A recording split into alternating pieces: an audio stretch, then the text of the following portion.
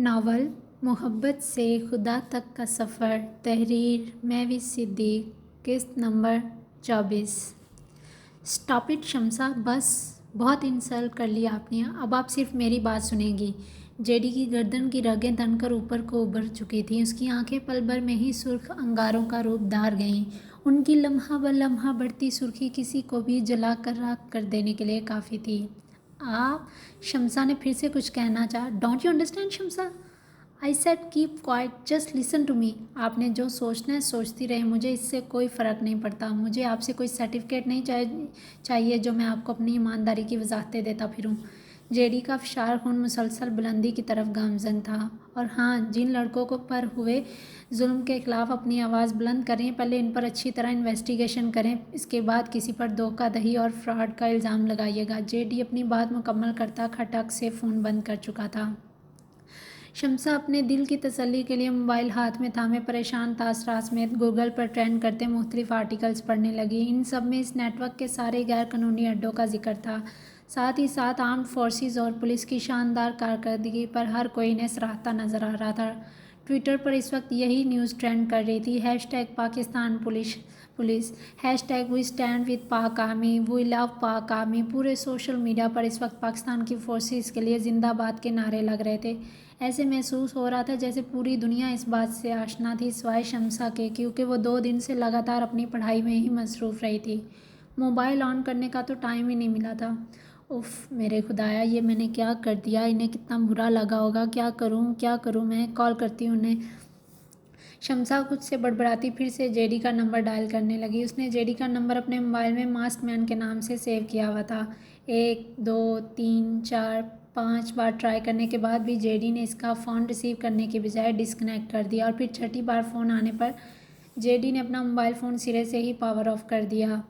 आपने सिर्फ अपनी अना की सुरखरुई के लिए इन सब लड़कों को ड्रग्स के झूठे केस में पकड़वा दिया।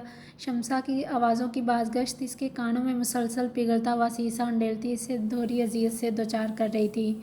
मुझे नहीं पता था जिस मास्क मैन को मैं जानती हूँ उसके मास्क अदा चेहरे के पीछे एक ऐसा लड़का छुपा है जो अपने फ़ायदे के लिए किसी को भी धोखा दे सकता है। शम्सा के जहर में डूबे तीर इसके सीने को अंदर तक छलनी कर रहे थे। शम्सा, आपने मुझ पर धोखाधड़ी का इल्ज़ाम लगाकर अच्छा नहीं किया। आपने मेरे आईने की तरह शफाफ बेदाग कैरियर पर उंगली उठाकर मेरी इज्जत को बुरी तरह मजरूह करके रख दिया। इतना हर्ट तो मैं आज तक किसी के बात पर नहीं हुआ जितना आपके इन इल्ज़ामों ने कर दिया मुझे। जेडी की आंखों की सुर्खियां अब डोरे की सूरत में बदल चुकी थी और फिर कुछ देर बाद वो अपने गुस्से पर काबू पाने के लिए एक ज़रूरी फ़ाइल पर काम करने में मसरूफ़ हो गया ताकि इसका जहन किसी तरह इन सोचों से निजात हासिल कर सके। दवाइयों के ज़ेरे असर जैनी अभी तक गहरी नींद ही सो रही थी, इसलिए सब लोग इस वक्त लाउंज में ही बैठे इस हादसे के बारे में एक दूसरे से ही डिस्कशन कर रहे थे। अजलान इस वक्त ज़रार के साथ बैठा इसकी स्टडी के बारे में पूछ रहा था, जबकि आहिल अजलान की गोद में विराजमान सिकंदर शाह से ही बातें कर रहा था। अजी अंकल, मैं तो जल्दी उठ जाता हूँ, जैनी आंटी क्यों नहीं उठ रही? क्या हुआ उन्हें? मुझे उनसे मिलना है। आहिल मासूमियत से लबरेज चेहरा लटकाए अजलान के गाल पर हाथ रखे नरमी से इस्तफसार कर रहा था। मेरा आहिल तो गुड बॉय है ना, इसलिए जल्दी उठ जाता है। अजलान ने इसके दाएं गाल को पिचकारते इसे मोहब्बत भरा बोसा दिया था। अजी अंकल, जैनी आंटी भी गुड गर्ल हैं, ऐसे नहीं कहते। आहिल नफ़ी में सारी लाकर हमेशा की तरह जैनी की साइड ले गया था। एक पल के लिए तो अजलान की आंखें भी तहय्युर के मारे बाकायदा फैल गई थी। इसका मतलब आपकी जैनी आंटी भी गुड गर्ल हैं, राइट प्रिंस? आहिल की मुंह सोरती मनमोहनी सूरत इसे धीमे से मुस्कुराने पर मजबूर कर गई थी। यस। आहिल की खूबसूरत मुस्कुराहट पल भर में ही वापस लौट आई थी। अजलान बेटे, जैनी बेटी भी उठ गई हैं। नूरी आंटी की इत्तला पर सभी एक साथ सोफे से उठ खड़े हुए। आहिल तो पलक झपकते ही दौड़ लगाता फ़ौरन अजलान के कमरे की तरफ चला गया। उसकी जल्दबाजी पर सभी धीरे से मुस्कुरा दिए थे। सभी अजलान और जैनी के मुश्तरका कमरे में चले आए, जहाँ जैनी इस वक्त तकियों के सहारे बैठी अपने दर्द को छुपाने की नाकाम कोशिश कर रही थी। जैनी इन सबको यहाँ देखकर खुशी के मारे खिल उठी। सिकंदर शाह और आसमा बेगम का शफ़क़त अमेज़ लमस महसूस करते ही जैनी भल भल करती आंसुओं समेत रोने लग गई। रो नहीं बेटे, हम आ गए हैं ना, अब बहुत जल्दी ठीक हो जाएंगी इंशाल्लाह। आसमा बेगम ने ज़ैनब को बिल्कुल सगी माँ की तरह संभाला दिया। रोने के बायस इसका पूरा चेहरा टमाटर की तरह सुर्ख पड़ गया था। अजलान भी ड्रेसिंग मिरर के सामने खड़ा इसे ही दरफ्तगी से भरपूर निगाहों से देख रहा था। अजलान भाई, यूँ चुपके चुपके क्यों देख रहे हैं भाभी को? आप भी यहीं आ जाएं, दोनों की एक साथ इयादत कर लेते हैं। सुना आपका भी एक्सीडेंट हुआ था। आलियान ने अजलान को महव निगाहों से जैनी को तकते पाया तो अपनी मुस्कुराहट ज़ेरे लब दबाते शरीर अंदाज में गोया हुआ। कमरे की साकत फिजा में सबका बरजस्ता कहका गूंजा तो अजलान और जैनी दोनों ही बुरी तरह खुजल होकर रह गए। मेरा नहीं ख्याल तुम यहाँ आते साथ ही मुझसे पिटना चाहोगे। अजलान ने इसे मसनूई गुस्से से घूरते आंखों का हुजम थोड़ा बड़ा करके दिखाया। आंटी अब आप कैसी हैं? ज़रार ने सबसे आखिर में आकर बुके पकड़ाते हुए धीमे मगर शाइस्ता लहजे में ज़ैनब से इसकी खैरियत दरियाफ्त की। Thank you so much Zarar, मैं बिल्कुल ठीक हूँ अल्हम्दुलिल्लाह। ज़ैनी को ज़रार का यहाँ आना हद से ज़्यादा अच्छा लगा था, इसलिए खुशदिली से मुस्कुराते हुए गोया हो रही थी। अफ़ान भी ज़रार को यहाँ देखकर काफ़ी खुश और मुतमईन दिखाई दे रहा था। लो जी, ये तो यहीं सो गया। आयशा भाभी ने आहिल को जैनी की गोद में सर रखकर सोते पाया तो आहिस्तगी से मुस्कुराते नफ़ी में सर झटक गई। कोई बात नहीं, मैं उठा लेता हूँ। आलियान ने ज़ैनब के आराम की गर्ज से अपने कदम फ़ौरन आगे बढ़ाने चाहे। नहीं आलियान भाई, आहिल को इधर ही रहने दीजिए, मुझे आहिल को अपने पास देखकर बहुत अच्छा लग रहा है। जैनी ने आहिल के बिखरे बालों को नरमी से सहलाते अपने हाथों से संवारा था। इसे शुरू से ही बच्चे बहुत ज़्यादा पसंद थे। वो बच्चों की मौजूदगी में अपना हर गम और दर्द अक्सर भूल जाती थी। लेकिन बेटे इस तरह तो आप डिस्टर्ब हो जाओगे। सिकंदर शाह भी अब इन्हीं की तरफ मुतवज्जा थे। बिल्कुल भी नहीं अंकल, आप सब लोग रेस्ट करें, मैं आहिल को देख लूँगी। जैनी दिलकशी से मुस्कुराते हुए गोया हुई। सब लोग इसे अपना ख्याल रखने की ताकीद करते अपने अपने कमरे में चले गए। अजलान ने इस पैलेस में अपने सारे फैमिली मेम्बर्स के हिसाब से ही कमरे बनवाए थे। सब लोग छुट्टियां गुजारने यहाँ कई दफ़ा पहले भी आ चुके थे। हर कोई अपने अपने कमरे के बारे में अच्छे से जानता था, इसलिए किसी को भी इसका कमरा बताने या फिर दिखाने की ज़रूरत नहीं थी। सबके जाने के बाद अजलान भी धीमी चाल चलता बेड की दूसरी साइड पर आ गया। जैनी का पिंक टेडी बेयर तकिए के सेंटर में मौजूद था, जिसे वो साइड टेबल पर रखने ही वाला था कि गलती से नीचे गिर गया। टेडी बेयर को नीचे गिरते देख जैनी की आंखों में एक तरीक सा साया लहरा गया।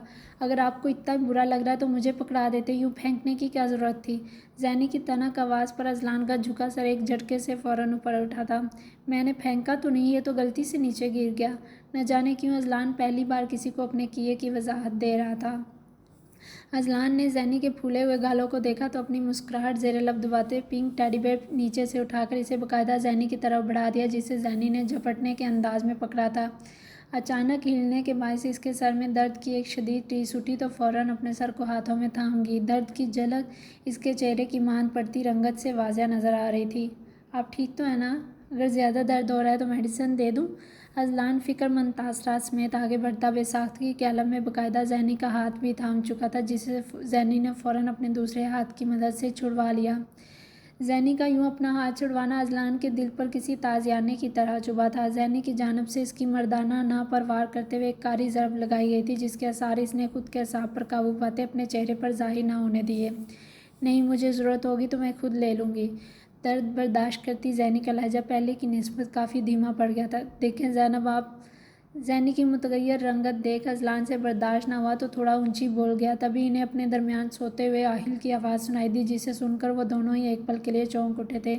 शोर नहीं करें बाबा। नींद में डूबे आहिल को लगा आलियान बोल रहा है, इसलिए करवट बदलते तेज़ लहजे में बोलता फिर से नींद की आगोश में चला गया।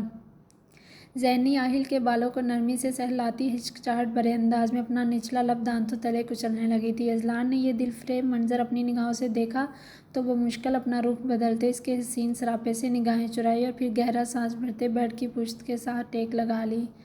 कमरे की बेस खामोशी में इस वक्त सिर्फ दो दिलों की तेज़ धड़कनों की आवाज़ सुनाई दे रही थी।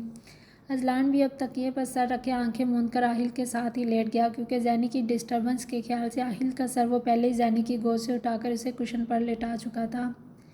जैनी इन दोनों को सोते देख अपना सर फिर से बेड की पुश्त पर टिकाती आराम से सो गई। सर के ऑपरेशन की वजह से इससे अब ज़्यादा देर जागा नहीं जाता था।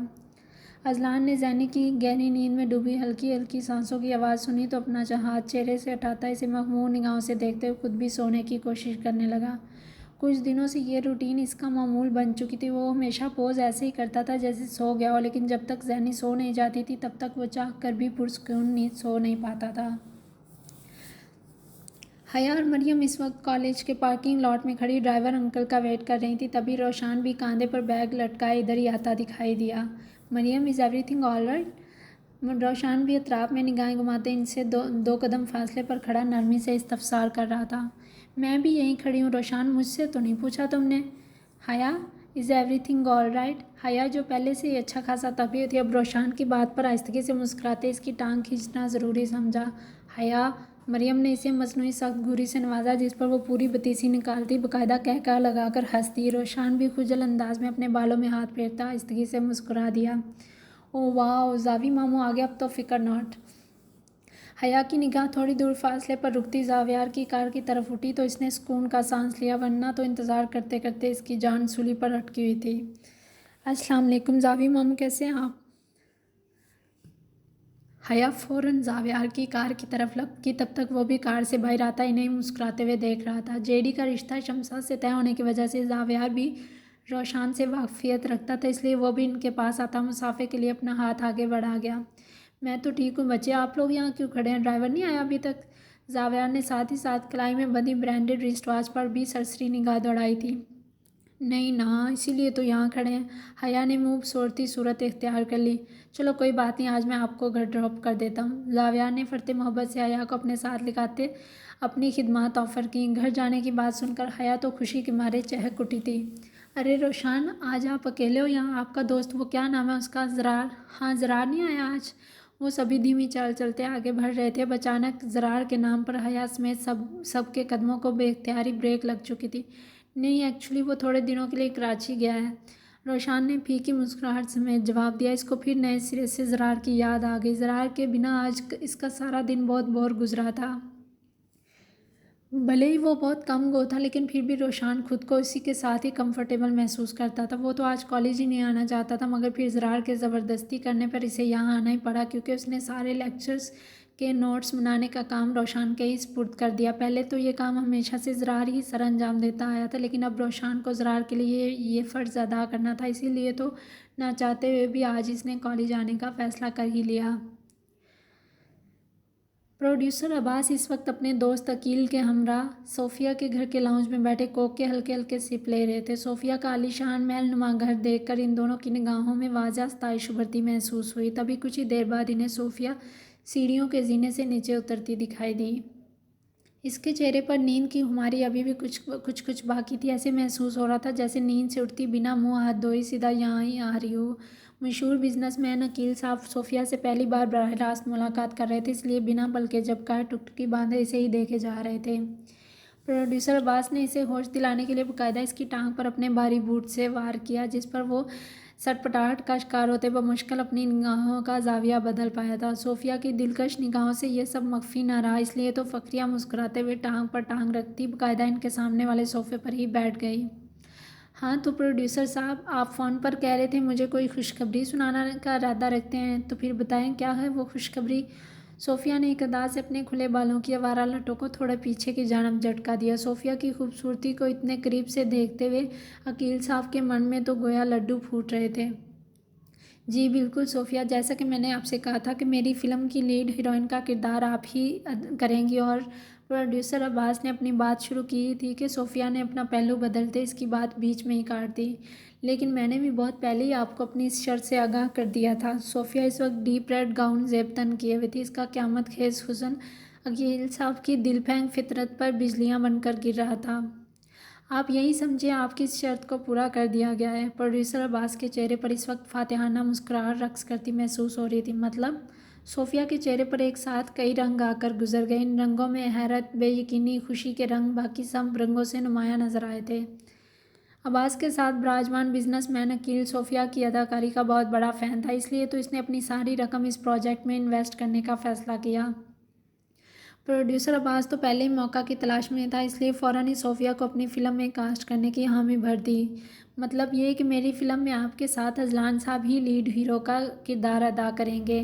प्रोड्यूसर अब्बास अजलान के मान जाने पर दिल से खुश था, क्योंकि अगर वो सोफ़िया को ना रखता तो अकील साहब इन्वेस्ट करने को तैयार नहीं थे, और अगर अजलान शाह को ना रखता तो सोफ़िया किसी सूरत ये मेगा प्रोजेक्ट साइन करने को तैयार नहीं थी। अजलान की हाँ ने इसकी सारी प्रॉब्लम एक साथ सॉल्व कर दी थी। एक दिन फ़िल्म के हीरो के साथ साथ मेरी ज़िंदगी का हीरो भी अजलान ही होगा।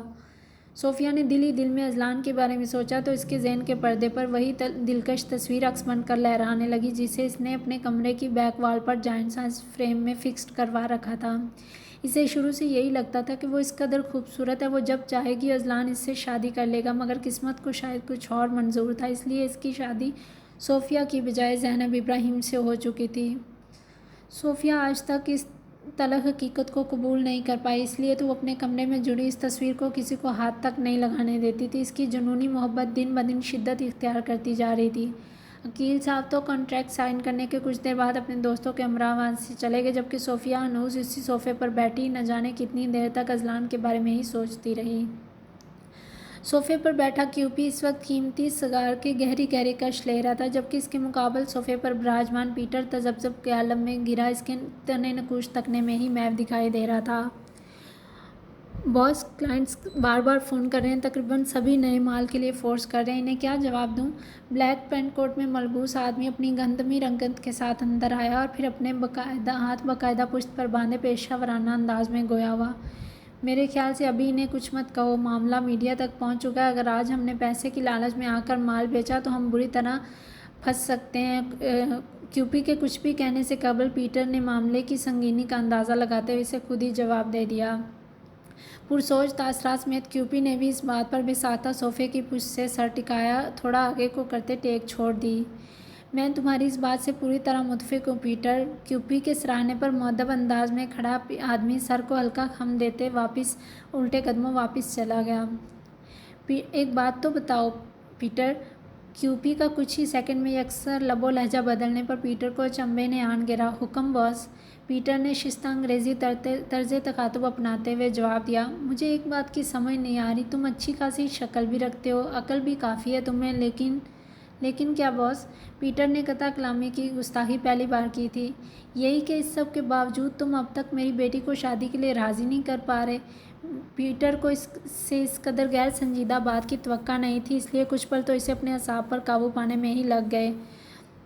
बॉस, वो आपकी बेटी है, यानी क्यूपी की। उसे मुझ जैसी आम शख्सियत कहाँ पसंद आ सकती है? पीटर के मसनूई आ बढ़ने के अंदाज पर क्यूपी जैसा संजीदा मिजाज शख्स भी बेसाख्ता कहका लगाने पर मजबूर हो चुका था। ये तो बिल्कुल सही कहा तुमने। क्यूपी ने हंसते हुए इसके शाने पर हाथ रखा, फिर इसे खुफिया अपने तय करने में बने ऑफिस में वापस चला गया। आजकल बदकिस्मती से इसे हर तरफ से सिर्फ बुरी खबरें ही सुनने को मिल रही थी कि आज ये क्लाइंट पकड़ा गया, आज ये डीलर पुलिस के हत्थे चढ़ गया, वगैरह वगैरह। लेकिन अब इसे बहुत जल्द एक ऐसा प्लान तैयार करना था जिससे इसका नेटवर्क दर पर्दा फिर से पूरे मुल्क में गर्दिश करने लगे और किसी को इस गैर कानूनी धंधे की खबर भी ना हो। वो अच्छी तरह जानता था अगर ये सब ऐसे ही चलता रहा तो कुछ ही महीनों में इसकी बरसों की गई मेहनत तमाम पैसों समेत मिट्टी में मिल जाएगी और वह दौलत का पुजारी किसी सूरत ये सब अफोर्ड नहीं कर सकता था। शम्सा कल से जेडी का नंबर वक्तन फ़वक्तन डायल कर रही थी, मगर इसका फ़ोन अभी तक पावर ऑफ ही शो हो रहा था। अब तो वो रोने की नहज पर पहुंच चुकी थी। इसे कुछ समझ नहीं आ रहा था आखिर कैसे वो जेडी से अपनी इस गलती की माफ़ी मांगे। वो नमाज़ पढ़ने के बाद अल्लाह ताला से अपनी इस गलती की माफ़ी तो मांग ही चुकी थी, मगर वो कहते हैं ना हकूक़ुल्लाह, तो फिर भी अल्लाह ताला अपनी रहमत की बदौलत माफ़ कर ही देते हैं। लेकिन हकूक़ुल इबाद तब तक माफ़ नहीं होंगे जब तक वो बंदा उसे माफ़ ना कर दे जिसके साथ इसने ज़्यादती की है। आई एम सो सॉरी मासमैन, आप तो जानते हैं ना मैं बिना सोचे समझे कहीं भी कुछ भी बोल जाती हूँ, प्लीज़ बुरा मत मनाइए। मैं समझ सकती हूँ आप मेरी इन बातों से बहुत हर्ट हुए होंगे। मैं अपनी इस गलती पर बहुत शर्मिंदा हूँ। मुझे आपको ऐसे नहीं कहना चाहिए था, सॉरी। शम्सा ने एक लंबा सा मैसेज टाइप करने के बाद आखिर में कसीर तादाद में कान पकड़ने वाली इमोजीज भी साथ ही सेंड कर दिया और फिर आखिरी बार नंबर डायल करने की कोशिश के बाद थक हार कर फ़ोन वापस टेबल पर रख दिया। जेडी से माफ़ी मांगने के बाद अब वो खुद को काफ़ी हल्का फुल्का महसूस कर रही थी।